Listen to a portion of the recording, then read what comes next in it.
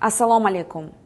Kuni kecha prezidentimiz tomonidan narkotiklarning noqonuniy muomalasi uchun javobgarlikni kuchaytirish to'g'risidagi o'ta muhim qonun qabul qilindi.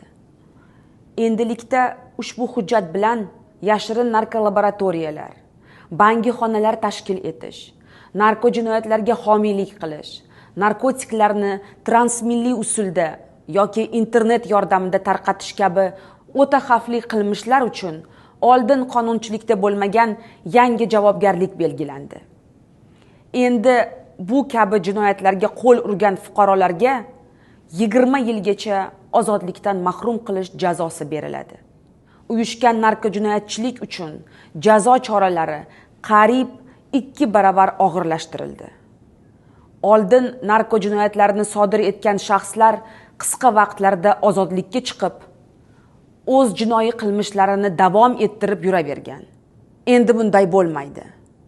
Yangi qonunga ko'ra, narko jinoyatlarini sodir etgan shaxslar muddatidan oldin ozodlikka chiqarilmaydi. Ya'ni ular jazoni to'liq o'taydi. Endi voyaga yetmaganlarni narkotik iste'mol qilishga undash og'ir jinoyat sifatida baholanib, 5 yildan 10 yilgacha qamoq jazosi qo'llaniladi. Ta'lim muassasalari, maktablar, talabalar yotoqxonalari, bolalar oromgohlarida voyaga yetmaganlarni narko jinoyatlarga jalb qilganlar 10 yilgacha ozodlikdan mahrum qilinadi. Bu hujjat faqat jinoyatchilarni jazolash uchun emas, balki xalqimiz salomatligi va genofondini himoya qilish, yoshlarimizni fojiali yo'ldan asrab qolishga qaratilgan qonundir.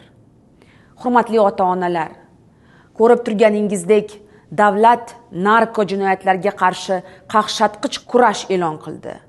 Bugun prezident administratsiyasi qoshida narkotiklarga qarshi respublika maxsus ishchi guruhi faol ishlayapti. Narko laboratoriyalar, uyushgan narko jinoiy guruhlar yo'q qilinmoqda. Lekin ushbu kurash sizning yordamingizsiz bo'lmaydi. Fursatdan foydalanib har biringizni farzandlaringiz hayotiga befarq bo'lmaslikka, ushbu kurashda davlatga yordamchi va tayanch bo'lishga chaqirib qolaman. Zero bolalarimiz kelajagi bu millatimiz kelajagidir. Ushbu balo hech bir oilaga zarar keltirmasin.